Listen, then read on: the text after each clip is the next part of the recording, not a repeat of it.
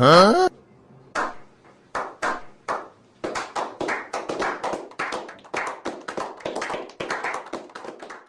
ampun, yang ditawarinnya malah BTS. Ih, mending kamu tuh belajar ini tuh dibaca biar tahu DNA itu apa. Ih, Mai, DNA. Ih, apa sih? Itu aku lagi belajar, dia malah nyanyi DNA. Emang kamu tahu DNA itu apa? Nah, tahu apa kayaknya? Kan aku udah bilang sama itu. Apa, Mai?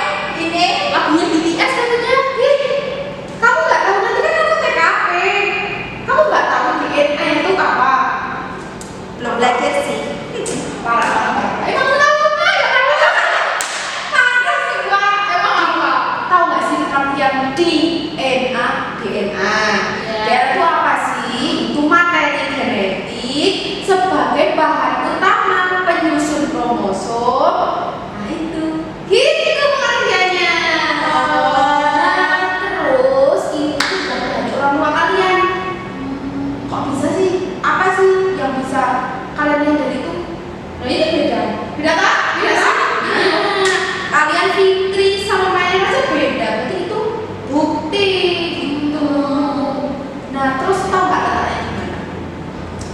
Ya nggak tahu lah. Nggak tahu. Iya. Fitri di mana?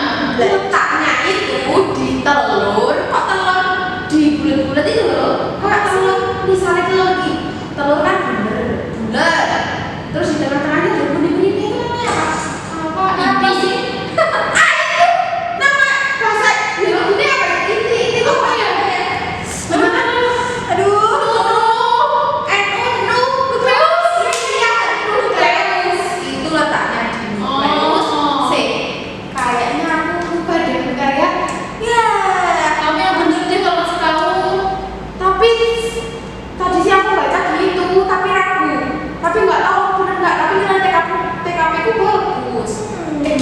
Coba tanya Abi ya. Abi kan lebih pintar dari aku. Ya nggak? Bener itu rumah aku aja.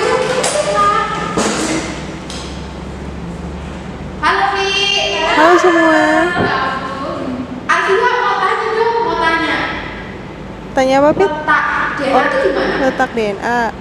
Kayaknya sih DNA itu adanya di nukleus. Nah, di nukleus atau inti sel itu nanti ada kromosom. Nah, kromosom itu kan tersusun oleh benang-benang kromatin.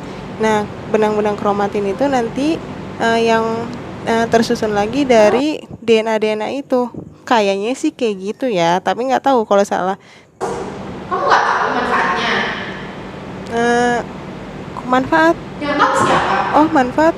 Nggak tahu tuh kalau manfaat. Kayaknya Andar tahu deh. Tanya Anda. Iya, mending kita hubungin sama Andar aja. Sambung ya. Oke, bentar aku hubungin. Oke, udah. Halo Anda. Hai guys, Tanya. gimana? Anda mau tanya manfaatnya DNA itu apa sih? Kamu tahu nggak Oke, manfaat DNA? setauku manfaat DNA itu sebagai pembawa materi genetik. Nah, jadi DNA itu sebagai penyusun Kalau yang gen buat lihat DNA. yang menindaklanjuti tentang penurunan sifat atau hereditas dari indukan ke anakan. Nah, contohnya itu misalnya ya kayak bentuk rambut, terus warna kulit, atau golongan darah. Contohnya gini ya, misalnya. Jadi, misalnya orang tua rambutnya keriting, bisa aja rambut keritingnya itu nurun ke anaknya, gitu sih. Ya udah gini, kalau kalian nggak percaya, mending kita tanyain ke Bu Irma sama Pak Imam. Lebih akurat. Ide bagus. Oke, tanya. Dadah. Kasih ya. Kasih.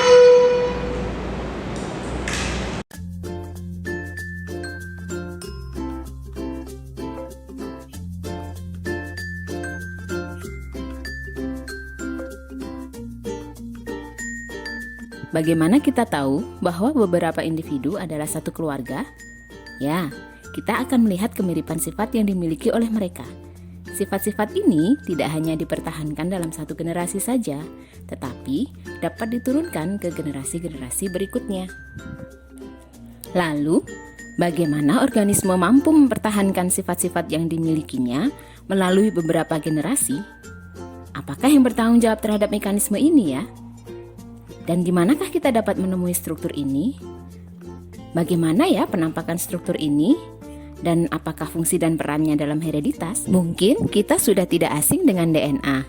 Istilah ini sudah sangat sering diperdengarkan dan sudah sering diucapkan bahkan oleh orang awam sekalipun.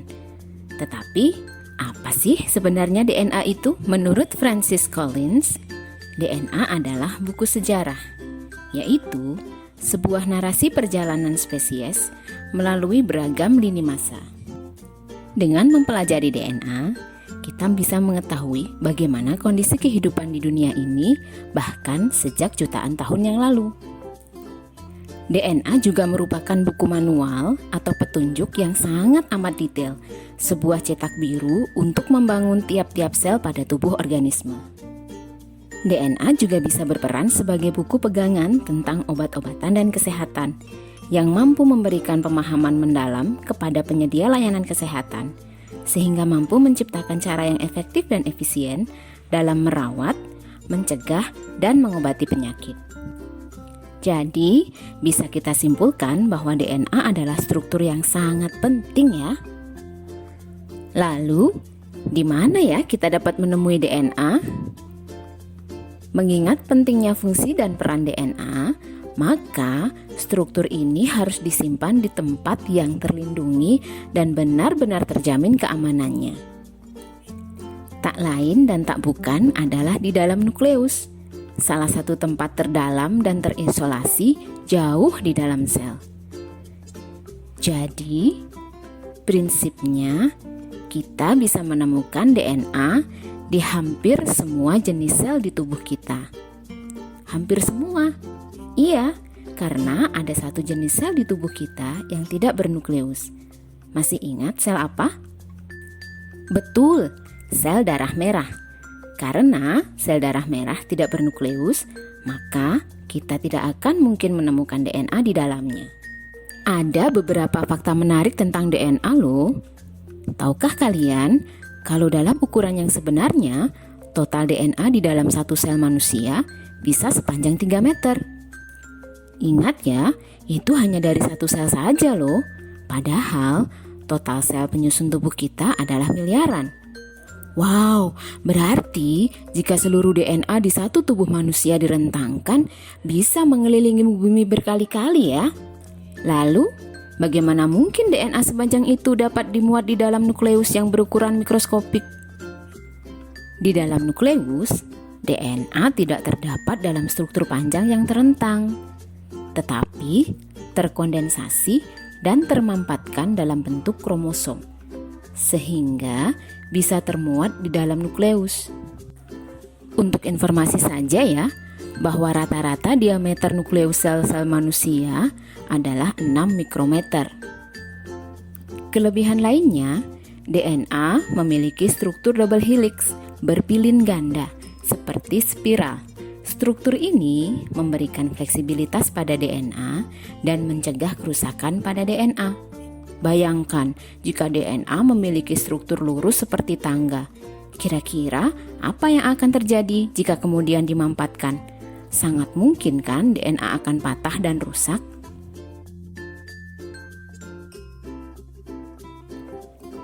Tiap-tiap sel di dalam tubuh manusia mengandung 46 kromosom atau 23 pasang kromosom. Jumlah total genom akan sama dari sel manapun kita mengisolasinya, kecuali pada sel gamet. Lalu, untuk apa ya kita mempelajari DNA? Suatu struktur yang bahkan untuk dilihat saja susah. Kita membutuhkan mikroskop dengan kemampuan tinggi loh untuk bisa mengamati DNA. Ternyata banyak manfaat yang kita dapatkan dari mempelajari DNA. Di antaranya adalah kita dapat mengenal diri kita lebih dalam.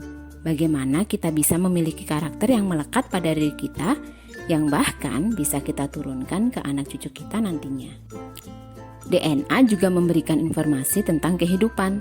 Bagaimana perubahan pada organisme terjadi baik secara cepat maupun lambat. Bagaimana suatu organisme mampu bertahan hidup sedangkan yang lain harus rela punah. Informasi pada DNA juga dapat mendasari perkembangan teknologi di beberapa bidang, seperti kesehatan atau medis, pertanian, peternakan, farmasi, dan hukum. Informasi yang didapatkan dari DNA telah mendasari perkembangan berbagai macam teknologi yang telah dimanfaatkan oleh manusia, seperti yang tertera pada slide berikut ini. Nantinya kita akan sedikit mengulas beberapa contoh teknologi berdasarkan informasi yang didapatkan dari DNA. PCR, Polymerase Chain Reaction, suatu teknologi yang akhir-akhir ini sangat akrab di telinga kita, terutama selama pandemi COVID-19. Ternyata teknologi ini didasari dari keilmuan tentang DNA. PCR berfungsi untuk menggandakan DNA menjadi berlipat ganda sesuai keinginan kita melalui 3 tahapan, yaitu denaturasi, annealing, dan elongasi. Cloning DNA hasil PCR nantinya bisa kita manfaatkan sesuai dengan kebutuhan.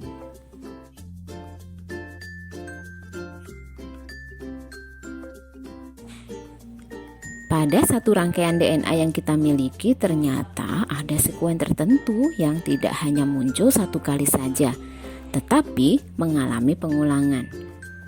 Jumlah pengulangan ini ternyata spesifik loh pada tiap-tiap spesies, sehingga bisa digunakan sebagai penanda suatu spesies. Sekuen yang mengalami pengulangan ini disebut sebagai mikrosatelit.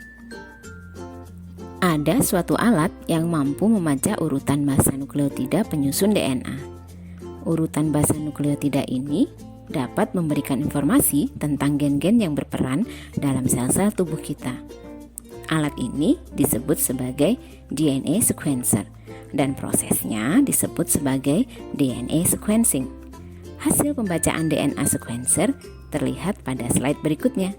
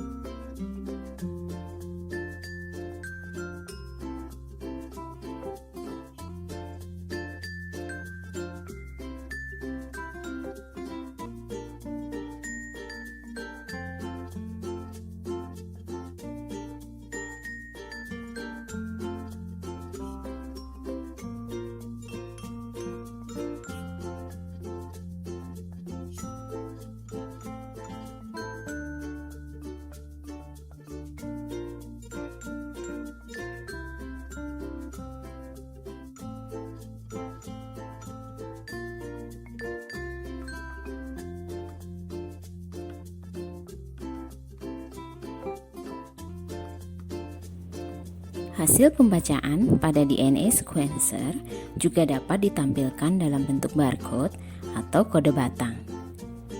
Sama seperti barcode pada produk yang dijual di supermarket, barcode DNA dapat kita gunakan untuk mengidentifikasi spesies tertentu.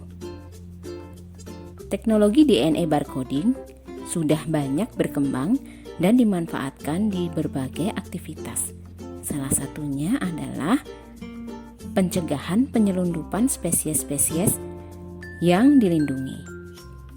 DNA barcoding juga mampu memberikan solusi di bidang taksonomi ketika sampel spesimen tidak cukup lengkap untuk proses identifikasi secara manual.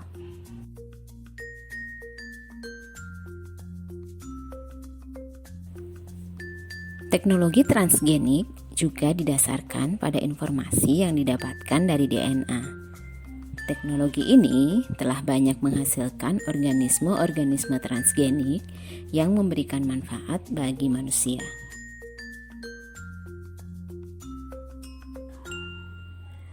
Teknologi blotting juga bisa digunakan untuk menentukan identitas suatu spesimen. Teknologi ini juga didasarkan dari informasi yang didapatkan dari DNA.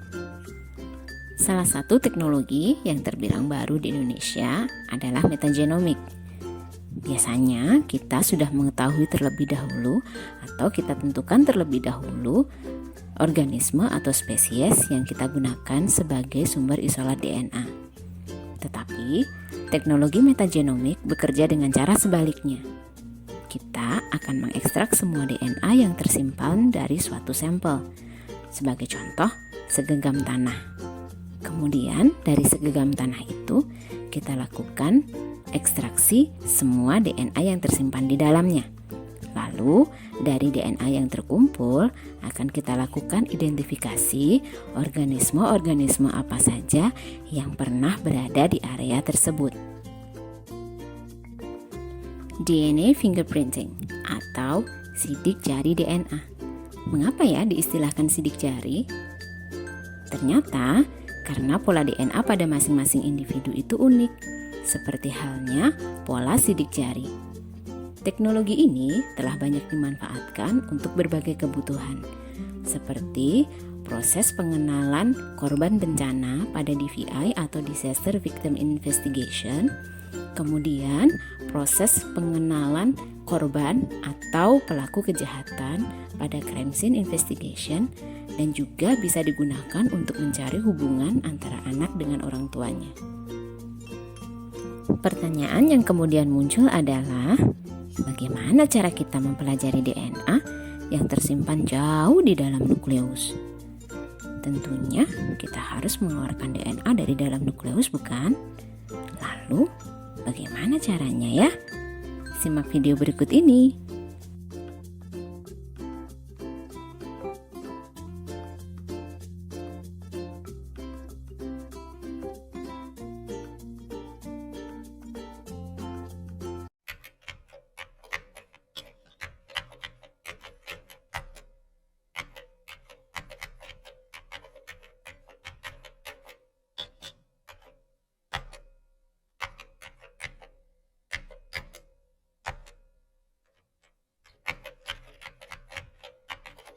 Yuk. Pada praktikum ekstraksi DNA, kita membutuhkan larutan pelisis. Berikut cara pembuatan larutan pelisis. Yang pertama-tama, siapkan garam 2 gram, kemudian air hangat 45 ml, kemudian deterjen 5 ml, kemudian pipet tetes, pengaduk kaca, dan juga gelas ukur 100 ml.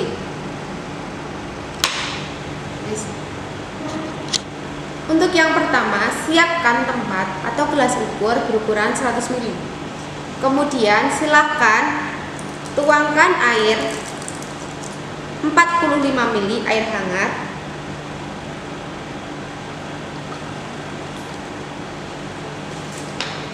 Setelah itu, tambahkan garam 2 gram,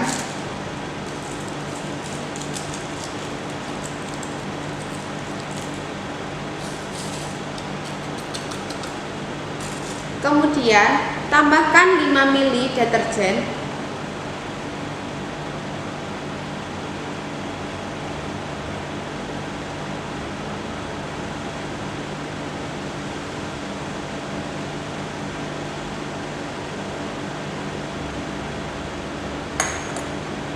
kemudian silakan diaduk hingga rata, jangan sampai muncul gelembung.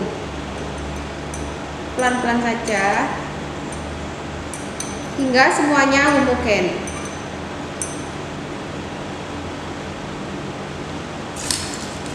Setelah itu, larutan pelisis siap digunakan. Di sini kita menggunakan 2 larutan pelisis. Yang pertama, larutan pelisis air hangat yang tadi kita buat. Kemudian silakan membuat lagi untuk larutan pelisis air dingin.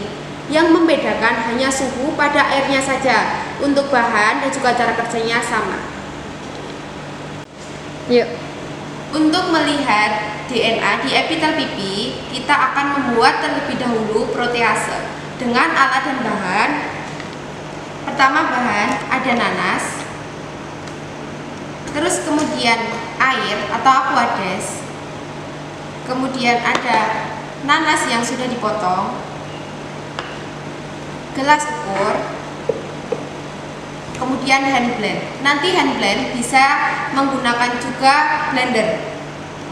Kemudian cara kerja yang pertama, siapkan nanas yang sudah dipotong-potong. Kemudian masukkan ke dalam gelas ukur yang ukurannya besar. Ditambah dengan air.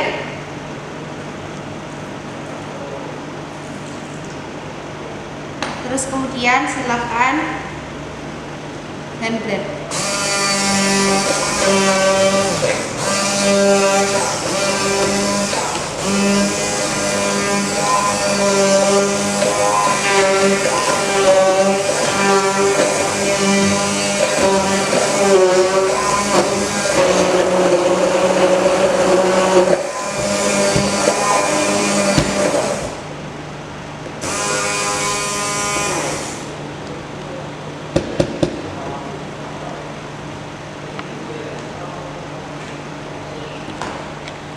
Setelah menjadi cairan seperti ini, silahkan kalian saring, nanti diletakkan di suatu tempat. Nah, selesai. Setelah kalian blender tadi untuk nanasnya, silahkan kalian saring menggunakan saringan. Terus kemudian silahkan kalian aduk agar larutannya turun ke bawah.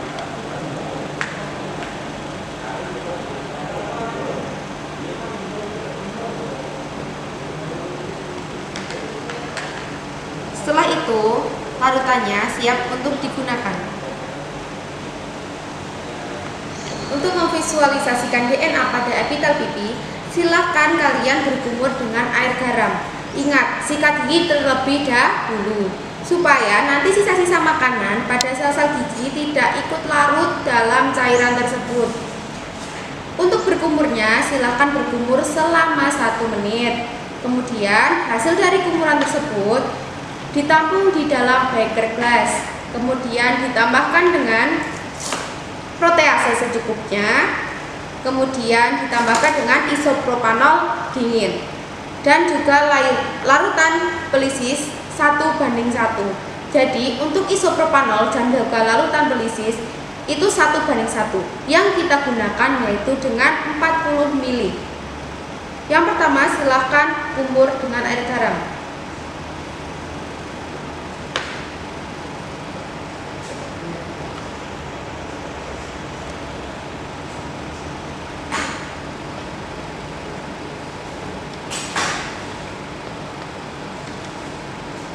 Setelah itu, silahkan tambahkan dengan protease secukupnya.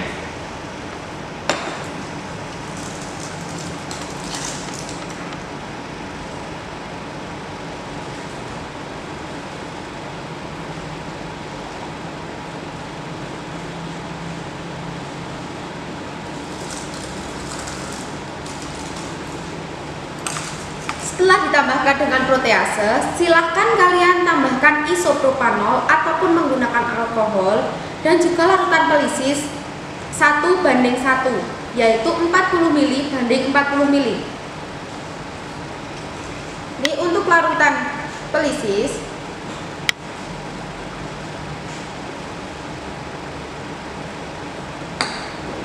untuk 40 ml isopropanol.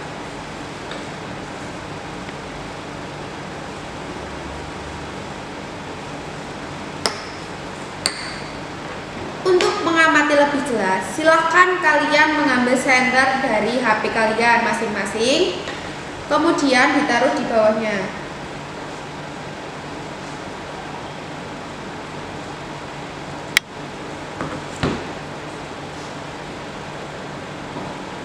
Tunggu sel epitel pipi Anda mengendap ataupun mengumbal di bagian atas.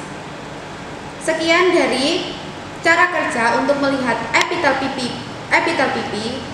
Untuk selebihnya, terima kasih. Cara kerja selanjutnya yaitu melihat DNA buah. Pertama-tama kita harus menyiapkan alat dan bahan yang kita perlukan. Kemudian kita harus menyiapkan buah dengan kadar air rendah dan kadar air tinggi. Sebagai contoh, buah yang memiliki kadar air rendah adalah pisang. Kemudian, kita timbang pisang seberat 15 gram. Setelah itu, kita tumbuk pisang dengan menggunakan jari jempol ataupun alat lainnya sampai halus. Kemudian kita tuangkan pisang yang telah halus ke dalam beker gelas. Setelah itu, kita siapkan larutan pelisis.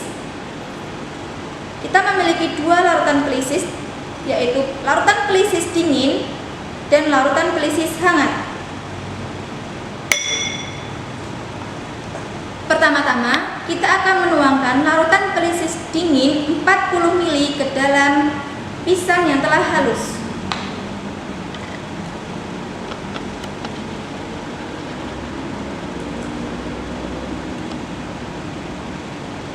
Setelah itu, kita akan menghomogenkan larutan pelisis dengan pisang yang telah halus.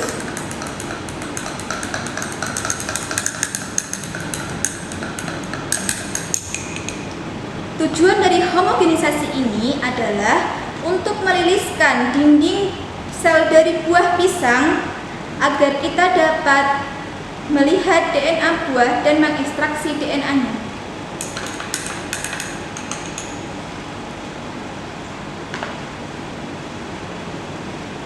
Setelah homogen, kita siapkan enamel, corong kaca, kemudian kertas saring. Jika kalian tidak memiliki kertas saring, bisa menggunakan kain paris. Setelah itu, kita saring larutan pisang yang telah diberi pelisis.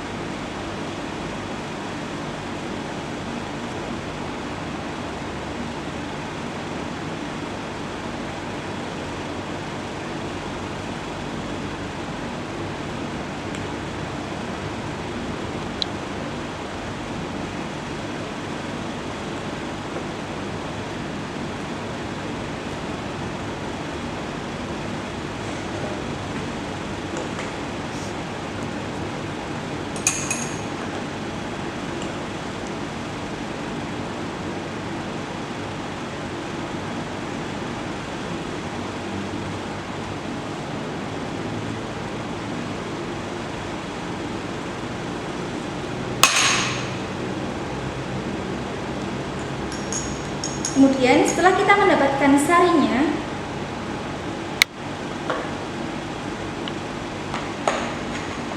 kita tuangkan isopropanol dengan perbandingan 1:1.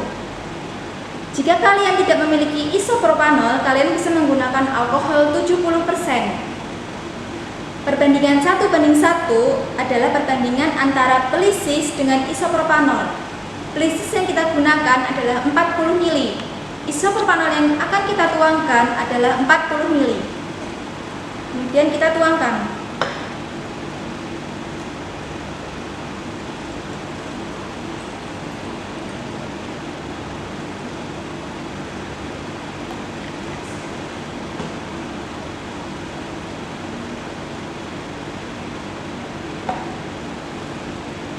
Setelah itu, agar lebih jelas, silakan menggunakan senter atau senter HP.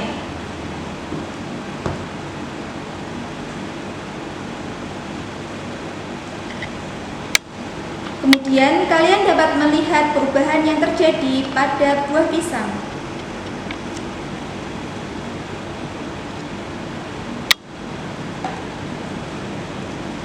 Setelah itu, lakukan cara berikut pada buah pisang yang sama dengan menggunakan larutan pelisis hangat.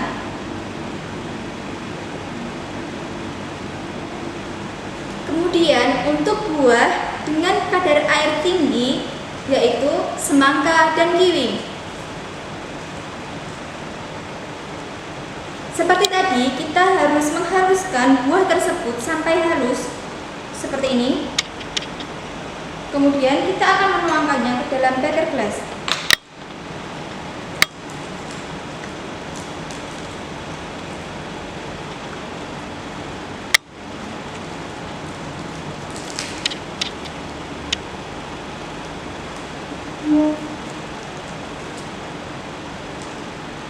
Setelah itu, kita siapkan larutan pelisis dingin dan larutan pelisis hangat.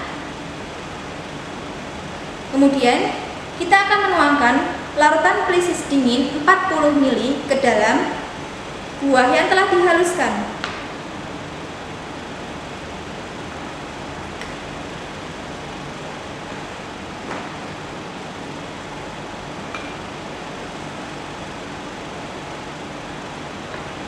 Setelah itu, kita homogenkan.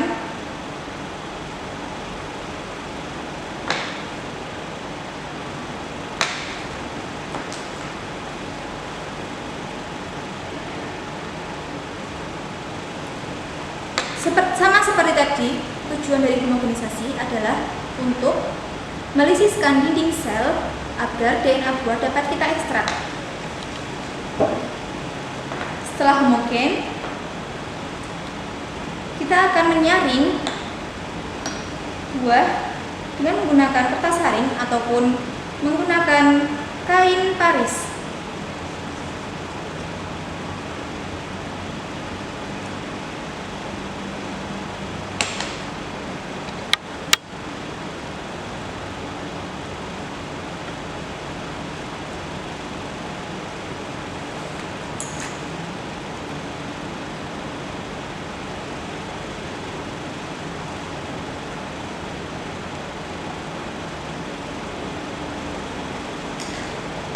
Kita lakukan yang sama pada buah semangka.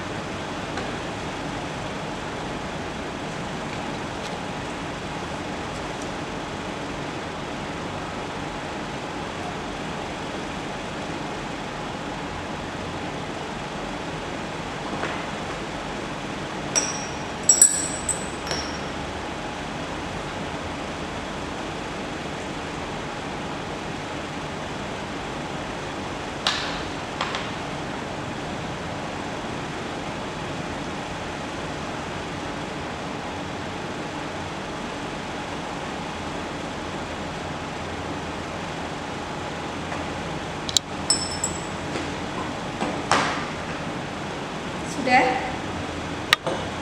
Kemudian setelah itu kita siapkan larutan isopropanol dengan perbandingan 1:1 dengan larutan pelisis. Kita memiliki larutan isopropanol 40 ml. Kita akan menuangkan ke dalam sari buah kiwi.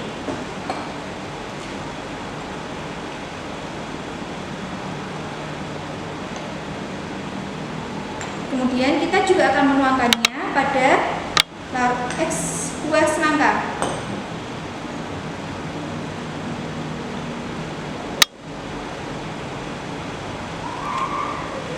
Setelah itu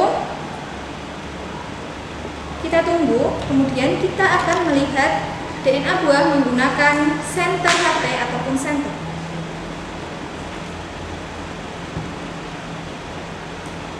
Seperti ini. Seperti ini.